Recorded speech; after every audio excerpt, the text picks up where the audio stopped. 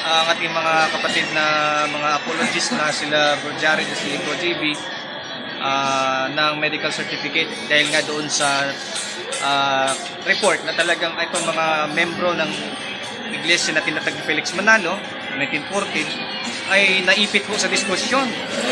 At ang sabi sa ulat ay maraming saksi ito. Sapagkat nung natanong ni Brother JB tungkol sa Pilipos 2, 5 at 6, kung sino ang Diyos na nagkatawang tao, no? Hindi nakasagot itong ministro na tulala ng 10 segundo. Doon na nag-umpisa yung panghaharas. At yun na nga, no? Sinampal o sinuntok. Mga kapatid, ang natunghayan ninyo ay si Baptist Pastor James Oriensada. Kadalasan, siya ay magiging kaharap sa mga maginoong talakayan sa mga Catholic defenders, di ba? Pero ngayon, nasa panig siya ng tagapagtanggol ng CFD sa simbahang Katoliko. Bakit? Dahil sa pamangyayaring nagtanong si Bro JV, dating iglesia, at kasama ni Bro Jared, mga kapatid, kung maalala ninyo, siya ay converted Catholic. Pero, ayon sa ulat, at may dokumento recorded ito na sa barangay na, kaya kumuha ng medical certificate kaugnay sa pangyayari na nasampal daw si Bro JV dahil sa tanong ng inanyayahan siya sa pahayag ng INC. Tinanong niyang ministro, sino ang tinutukoy na Diyos sa Pilipos 2:5-6 na nagkatawang tao? At natulala daw ang ministro sa tanong na yan. Kaya, may nanampal kay Bro JV.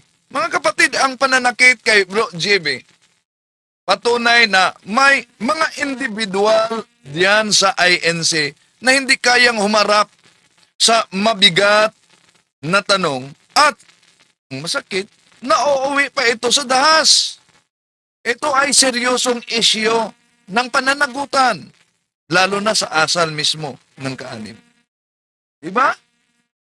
Ngunit ang ginawang dahas laban sa nagtanong, naglalaban lang ito mga kapatid na sa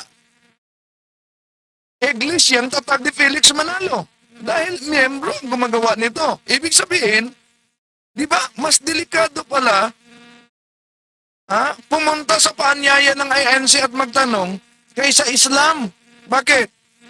Dahil walang napaulat na ganitong pangyayari sa Islam. Maliban lang sa iglesia ni Kristong kay Felix Manalo. Tatalakayin natin ito, samahan ninyo ko.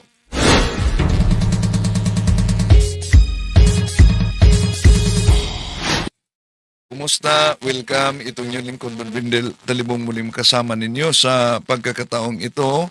At inaniyahan natin ang ating mga suking taga-subaybay na huwag kalimutang pindutin ang like sa ating live at huwag din kalimutang mag-subscribe. At pindutin ang bell button para updated kayo, mag-comment at i-share ninyo. So, kumusta sa lahat nating mga suking taga-subaybay? Welcome po, lalo na sa mga OFWs natin. Hello kay Bro Oliver Soliteros dyan sa Rome, Italy. Sa lahat nating mga kapatid na sumusubaybay sa ating live streaming at kung saan man kayo ngayon nakabase sa panood ng ating videong ito, mga kapatid, i-comment ninyo kung saan kayo nakabase para alam natin kung saan napaabot ang videong ito. No? Lalo na sa mga OFWs. Ngayon, ating tatalakayin at magbigay tayo ng reaksyon sa napaulat kaugnay nila ni Bro ah, ah, James, si Pastor James. Si Pastor James ay isang Baptist, pero sinamahan niya sila si Bro Jared at Bro GB na nagpunta sa ospital. Matapos itong pangyayari, pakinggan muna natin yung live ni Bro Jared. Oh. Kaya mananalo tayo sa ganyan. Hello mga kapatid, tayo nga kasama na si Bro James ng OBFP, no? Yun. At si kapatid na JB. At nandito tayo ngayon sa ospital ng Binyan dahil tayo ay magpapamedical, kapatid na James, ano? Oo, dito po kami ngayon sa center, sa Bayanan. Bayanan, sa Binyan, sorry. Hello, maraming salamat Bro Oliver sa suporta. Maraming salamat kapatid, no? Sa suporta sa ating live streaming. Okay, tuloy natin. Ito'y si Pastor James Oriensida, mga kapatid. Baptist ito. Pero sinamahan niya sila si Bro GV at Bro Jared dahil sa pangyayari. Ang konteksto umano dito ay inimbitahan si Bro GV doon sa INC para magtanong sa isa sa gawang pahayag. So, pumunta siya at nagtanong. Ituloy natin ang pahayag ni Pastor James dito. Kukuha lang po ang ating mga kapatid na mga apologists na sila Bro Jared at si Bro GB ng medical certificate dahil nga doon sa report na talagang itong mga membro ng iglesia na tinatag ni Felix Manalo 1914 ay naipit po sa diskusyon. Nasa At open forum, ano? ang sabi sa ulat ay maraming saksi ito. Sapagkat nung natanong ni Brother JB, Sandali muna, nasilip ko sa comment section si Sheila Cortez. Hello. Long time no see. Sis Sheila, kumusta? Diyan sa pananampalataya at katwiran. Tuloy natin. tungkol sa Pilipos 2, 5 at 6, kung sino ang Diyos na nagkatawang tao, no? Hindi nakasagot itong ministro na tulala ng 10 segundo. Nako. Doon na nag-umpisa yung panghaharas. Mahirap talaga sagutin yung Pilipos Kapitulo 2, versikulo 5 hanggang 6. Ang categorical question, sino ang tinutukoy diyan sa naturang talata na Diyos na nagkatawang tao? Ano daw? Natutulala ng 10 segundo. At yun na nga, no? Sinampal o sinuntok ating kaibigan, kapatid natin ng membro ng iglesia na tinatag ni Felix Manalo. Gabi naman, di ba? Yung nasa loob pa ng kanilang teritoryo, inimbitahan para magtanong, pagkatapos gayon ang nangyari. Maling-mali talaga yun, mga kapatid. Sa moral, sa lohika, at kahit sa batas. Dito sa ating bansa at sa batas ng Panginoon. Kung may nagtatanong, lalo na maayos ang tanong, lalo na inimbitahan para magtanong, kung hindi kaya sagutin, ang tamang tugon ay aaminin na hindi sigurado, di ba? Yun ay humility. Humihingi muna ng oras para magsaliksik, yun ay humility. O ipagpatuloy yung usapan sa mahinahong paraan. Pero iba, may nanakit daw. Okay, ituloy natin. At hindi lamang yun, meron pang video na kung saan ay recorded din yung isang assault attempt. Nakuha na ng clip at ito po ay nasubmit na sa barangay doon sa malapit sa lugar doon sa... So, na-turn over sa barangay ang video kaugnay sa pangyayari, mga kapatid. Dito, nagpahiwatig lamang na delikado pala na pupunta sa imbitasyon nila magtanong, lalo na kung mahirapan ang isang ministro sa pagsagot. Di ba? Ang pananakit ay hindi ito kailanman tamang sagot sa tanong. Iyan ay malinaw na sinyalis ng kawalan ng argumento. Ibig sabihin, dahil sa kawalan ng argumento, emosyonal. Emosyonal at pagtatalikod sa disinting diskurso para sagutin ang categorical question. So, kahit anong talakayan, panrelihiyon man, mga kapatid, o kaya kahit sa pang-akademiko, di ba? Ang lakas ng panig ay masusukat yan sa katuwiran, hindi sa kamao. Di ba? Kapag nauwi, mga kapatid, sa pananakit, malinaw na pagkatapos ng talakayan ay nagsisimula ang takot sa ginawang abuso. Tuloy natin. Opinion. Kaya pumapanig naman yung kaukulang barangay doon sa site So pumapanig ang kaukulang barangay daw sa side nila ni Bro GV, Bro Jared. natin, ng ating mga kapatid. At sinamahan ni Pastor James ng Baptist. At itong mga iglesia ni Manalo abay todo deny na doon sa kanilang ginawa sapagkat sila naman ay nag-anyaya na papasukin itong ating mga So doon sa barangay, todo deny na daw, pero may ebidensya. May ebidensya. Kaya sa mga Katolikong nagsubaybay ngayon, kung iniimbitahan kayo, wag na lang kayong dadalo sa imbitasyon.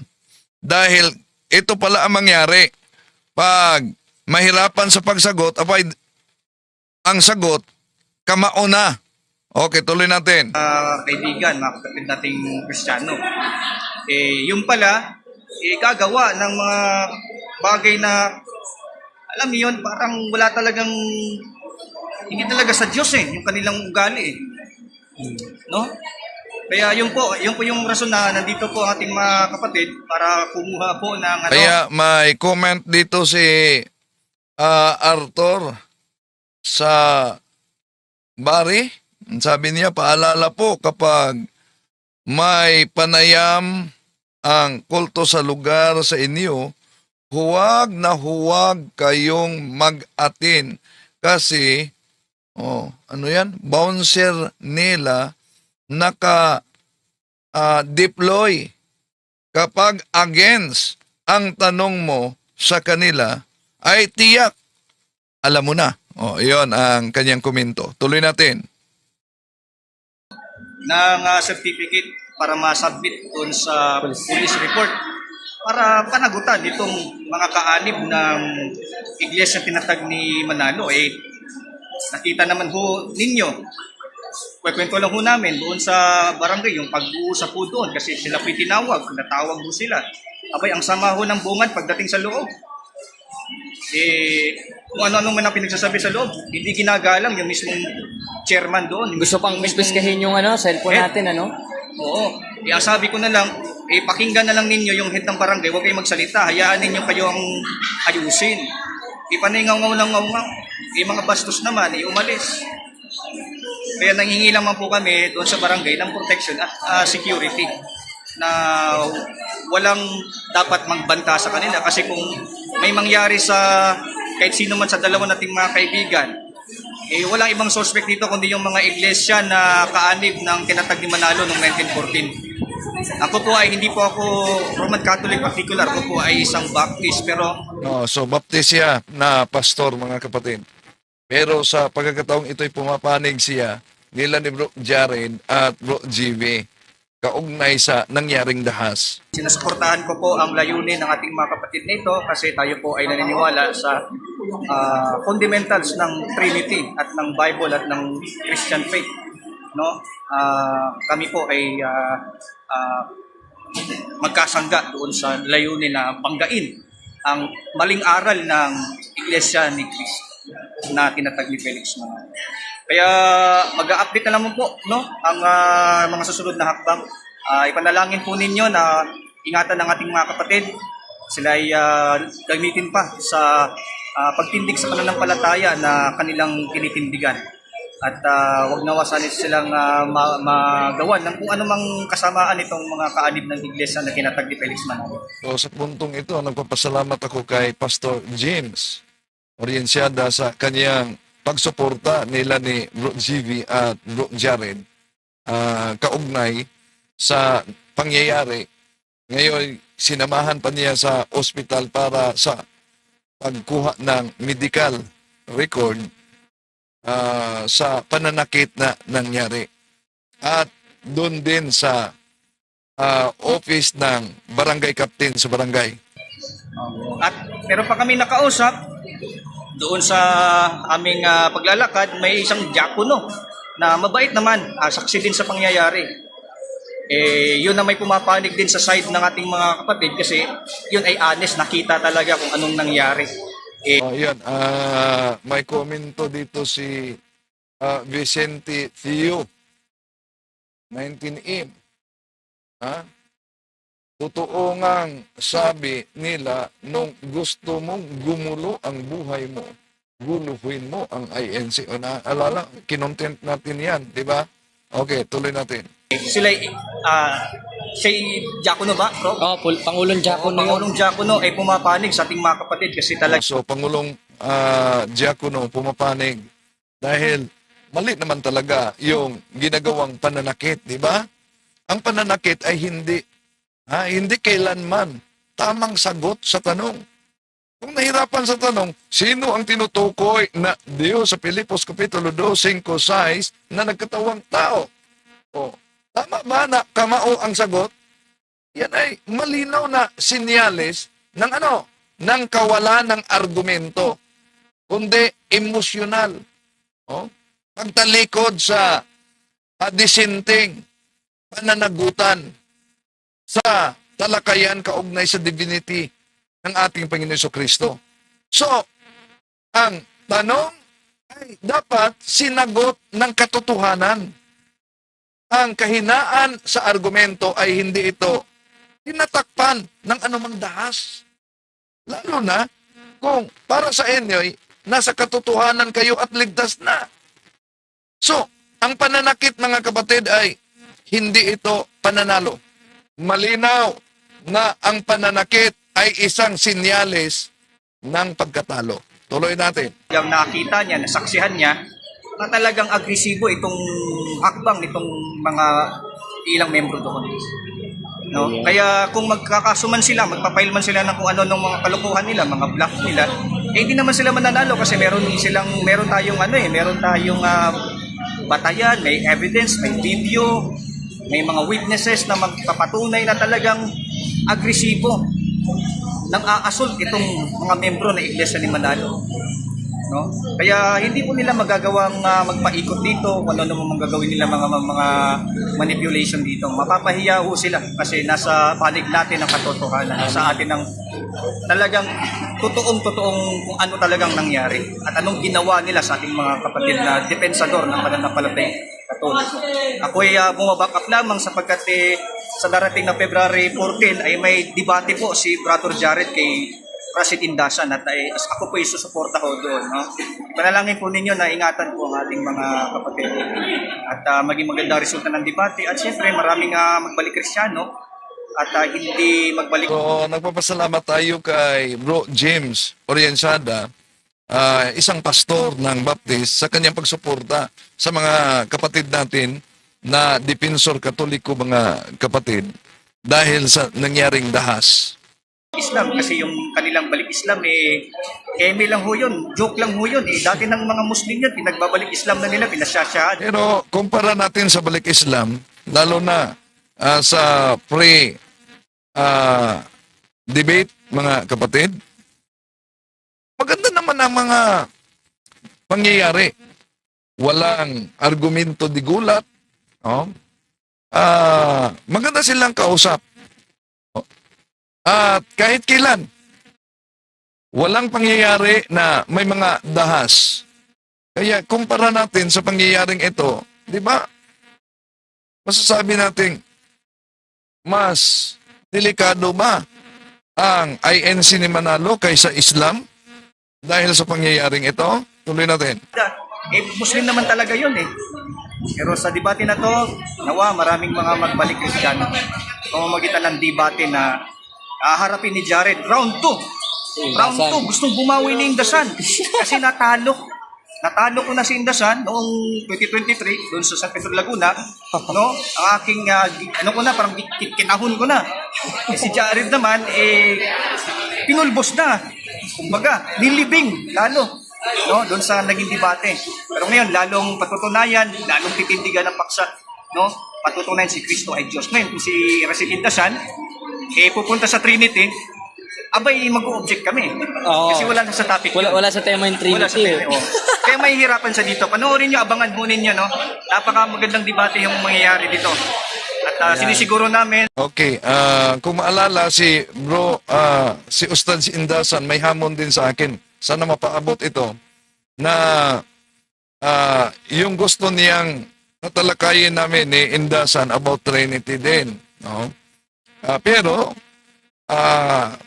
nagharap na kami sa debate ni Ustad Bashir about Trinity. Kung sang-ayon siya about sa divinity of Jesus Christ, magharap kami. Kung sang-ayon siya, doon na naman sa Tagbilaran City. Ustads Indasan, okay ka ba? So, sana magkausap tayo. Ipaabot ninyo ito kay Ustads Indasan, mga kapatid. No? Dahil meron na siyang matagal na hamon. Trinity daw at Tauhid. Trinity at Tauhid. So, kayo na mga nagsusubaybay ngayon, ano ang gusto ninyo na tatalakayin namin ni Indasan? Comment kayo dyan. Trinity o Tauhid? Yun, comparative yan. Tauhid, nag-iisang Diyos. So, alam naman natin na kahit salitang Tauhid, di yan mababasa sa kanilang Quran. Nasa hadith lang yan. Okay, kung ang pinagbatayan nila, hindi mabasa ay hindi totoo, delikado ang tauhid, di ba? Okay, tuloy natin. siyempre, mananalo ang nasa panig ng katotohanan, no? Jared, Ayun. Okay, salamat kay Bro James. Ito naman si kapatid na JB. Kapatid JB, ano yung ginawa sa'yo nung isang member Pakinggan natin si Bro GB. Siya ang nasampal. ng Iglesia ni Cristo? Nanampal bro. Sinampal ka. Tapos meron rin tayong evidences na assault yun, bro, no? yung Yung- isang assault, sabi natin assault yun. Kasi, Physical assault. hinablot bigla yung cellphone. Ito nga mga kapatid, nung pagkasampal sa akin tumama yung ulo ko dun sa Ngayon naman, okay naman yung, tenga. medyo hindi bro okay. Medyo bingi-bingi ang tenga ni kapatid na JB ngayon sapagkat napalakas yata yung untog niya nung siya ay sinampigan nung miyembro ng Iglesia ni Cristo ni Manalo. Kaya yan po ang nangyari sa kanya ngayon, mga kapatid. And sabi ni Bro Rosby, shoutout daw. Ay, Bro Rosby, shout out. Binabakapan ko lang nating mga kapatid na Catholic dito. Hindi nyo ko kalaban ha. Ako'y kakampi ninyo. Tandaan ninyo yan. Tayo ay may pag-uusap, may differences, pero napag-uusapan nyo within the family. Pero ganun pa man, no? Layunin natin ngayon ay mapanagot ang mga membro ng Iglesia Tinatag ni Manalo. Dun sa ginawa nila. agresibo, na talaga makikita ang pagkakulto at pagka-demonic ng kanilang ugali sapagkat hindi sa Diyos, hindi tinatag ng Panginoong Jesucristo. Yun po yun. No? Talaga namang demonic talaga yung pananakit. Pananampal. Demonic talaga yan. Hindi yan kailanman. Katibayan ng katotohanan. Yun ay madalas na palatandaan sa pagkatalo ng katuweran. Bakit ka nanampal? Lalo na pag mahirap sagutin yung tanong. Ano yung tanong na malinaw? Very specific and categorical question. Ang tanong kasi mga kapatid, yung Pilipos Kapitulo 2, 5-6, sino ang tinutukoy na Diyos na nagkatawang tao? Tama ba? Na ang sagot ay kamao. Di ba? Kaya, diretsong biblical talaga ang katanungan. Inaasahan na mula din sa banal na kasulatan. Hindi yung banal ba yung kamay? Nananampal. Kamao. ng kademonyuhan. So, kung walang malinaw na sagot, malinaw mga kapatid, yon ay pagkatalo sa katuwiran. Kaya yung ugali nila, hindi yung ugaling Kristiyano talaga. Ay, talaga naman. Dahil yun ang inaano Talaga nila. naman. O yan, kapatid JB, kamusta naman? Maaari mo bang ikwento yung ano? Ang pangyayari. Oh, ikaw ba talaga kasi ako ay nasa labas ng gate noon at ikaw naman ay nasa loob, gaya nga ng inimbitahan ka ni Redan, ano? Bagamat ako ang nasa blatter, nilagyan pa ng AKA JB. Okay. Sa akin talaga nagagalit kahit si Bro JB ang Kaya nga. Ano nangyari no? Pinapasok ko ba talaga o trespassing? Pinapasok talaga ako, bro. Una ganito sinundan ko si Brad Redan kasi dodoktrinahan daw, ano. Oo. Tapos, ayoko pa samahin ni Brad Redan Tapos pinasama ako nung isa nilang miyembro. Yung babae. Babae. Sama ka na. Sige na, sama ka na. Pinilit pa ako Napilitan na din si Brad Redan na Sumama ka. Sama ka na din, bro. Sa, yun. Pasok ako nun, tapos tinawag kita nun No? Kasi baka may kung anong gawin sa akin na magtatanong ako sa kanya. At yun nga, meron niyang ginawa. Yan bro, meron. Ayun. Ngayon, okay naman yung saan ba ang tumama dyan, kapatid na JB? Banda dito bro Dyan, saan ka sinampal? Yung ano? Dito. Dyan, tapos tumama sa gate. Nakita ko yun, nakita ko yun nandun ako, lapit na lapit Kaya nga medyo nataranta ako nun At saka sa tingin ko yung pagsampal noon, parang pasikreto Oh, Patalikod, patraidor. Patraidor. Oo. Pero nakaharap ka nun. Oo bro. Grabe. Grabe ha. Patraidor ha. Patalikod pala. Kaya, yun pala tandaan, nasusugatan ang ego nung nanampal. Ha? Hindi na nakabatay sa tamang pananampalataya. Hindi yung tunay na makadiyos ang ginagawa niya. Dahil ang makadiyos dapat mapagkumbaba at handang sumagot ayon sa unang Pedro Kapitulo 3, versikulo 15, di ba? Ang pananampal ay madalas na reaksyon ng mga taong napahiya. Napahiya ba kayo sa tanong na very categorical question, very elementary question, ngunit pang knockout talaga yon. Sa Pilipos 2:5-6, sino ang tinutukoy na Diyos na nagkatawang tao? O, di ba? So, pang knockout yun.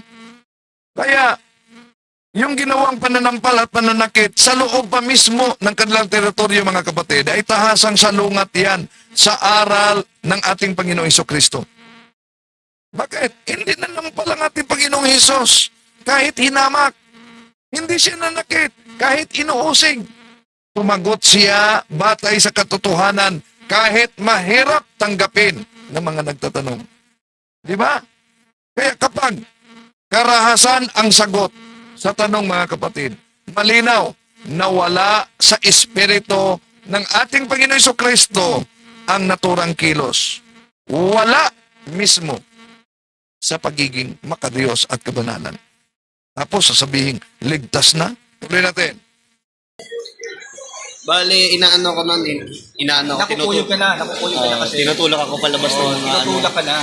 Tapos, meron sa likod na, anong pangalan nun? Parang scan. Anong pangalan nun? Yung sumampal? Mahaga sila sa boy. Sige. Huwag na natin pangalanan muna, pero kilala natin yun. Kaya nasa likod siya, bigla akong sinampal. Sinampal ka. Doon na nalabo yung paningin ko, Brad. Tapos yung tenga mo, nagpantig. Bumunot ako ng cellphone. Binidyohan mo na. Inopen ko yung video. Ibig sabihin, nung nandun ka sa doktrina nila, wala talagang purposes na pagbibideo nun. Bro. At yun ang pinapalabas nila, purposes daw natin magbideo, gawa ng content. Hindi. Kasi nandun yung kasama natin para maliwanagan dahil yun naman ang tungkol. Palagay naman natin na purpose mag-video para gawing content.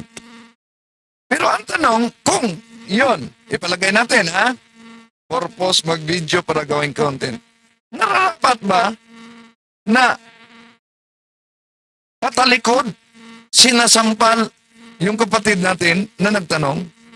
So, yung dahas na yan, taktika talaga mga kapatid para patahimikin yung nagtanong. Lalo na kapag mahirap sagutin ang naturang tanong.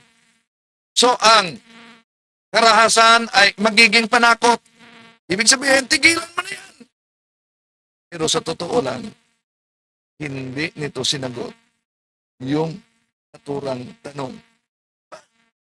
Hindi naman mahirap sagutin yung tanong, pero naipit dahil hindi sila naniniwala na ang ating Panginoon Jesucristo, Diyos na nagkatawang tao, pero direkta may mabasa natin sa Filipos Kapitulo 2, versikulo 5 hanggang 6, na nagkatawang Diyos na nagkatawang tao. Kaya ang tanong, sino ang Diyos na nagkatawang tao? So, sa kanilang ginawa, lalo lang na pinatunayan nila na valid yung tanong. At pinatunayan nila na naipit yung ministro na tinanong. So, kung totoo ang aral ng iglesia ni Felix Manalo, mga kapatid, dapat sasagutin ng tama batay sa kasulatan. So, kung mali yung aral, magagalit talaga. Yun ang nangyari. So, ang pananampal ay hindi depensa ng pananampalataya. Ito ay pag-amin, mga kapatid, sa wala nang maipakitang katiweran sa naturang katanungan. Tuloy natin. Nating mga Kristiyano, di ba? Saka, ang sabi pa nga, nag-i-invite naman sila. Oo. Invite naman. Hindi trespassing ito, mga kapatid, ha? No? O kaya, nag-invite sila, pagkatapos yun ang nangyari. Ha? Yun ang nangyari. Kapag ang ganitong pangyayari, yung pagsampal kay Bro GB, matapos magtanong kahit iniimbitahan sa naturang pandoktrina sa INC, mga kapatid. So, ang mga pangyayaring ganito ay hindi inaasahan, mga kapatid. Natural na lamang na mabahala ang sinuman kaugnay sa pangyayaring ito. Magmukha tuloy na delikado na ang pagpunta sa imbitasyon at delikado na ang magtanong, lalo na pag mahirapan o critical ang tanong, hindi makasagot ang ministro dahil may posibilidad na harapin mo yung kamao ng miyembro. Di ba? Oh. So, sa isang lehitimong question and answer sa panrelihiyon, mga kapatid, ang tanong ay dapat sinasagot batay sa kasulatan. Di ba? Bawat doktrina nila may iba't ibang version salin ng Biblia. Pero ang resulta, di nagamit yun. Ang ginamit, kamao. Dahil sinampal umano si Bro GB. So ang katotohanan, mga kapatid, ay kayang ipagtanggol sa katuweran, hindi sa dahas. Ang imbitasyon ay dapat ligtas, lalo na kung ito'y para sa pag-aaral ng doktrina. Di ba? Ano kaya ang naramdaman, lalo na sa nag-imbita? Proud ka ba sa mga kasama mo na yung inimbita mo, yun ang nangyari? Tuloy natin. Hindi ito trespassing kasi inimbitahan ho sila. Nagkaroon ng tanungan, hindi nakasagot. Doon nag-umpisa ang Gulo. pangaras Oo, o gulo. pangaras. Na kung saan Sandali. May nag-message dito. Parang robot daw ang audio ko. Sabi ni Luna Kings. Totoo? May diferensya ang audio? Comment kayo, mga kapatid. Parang robot daw ang audio ko. Baka may nangyari dito sa linya ko. Yes po, opo. Ganun ba? Sige. I-adjust muna natin. Tama po, may echo. May echo daw. Sige. Parang radyo. Yes po. Sige. Ating i-adjust ito. Ipapatuloy natin mamaya. Maraming salamat sa inyong pagsubaybay. Ito yung lingkod, Brad Wendell Talibon.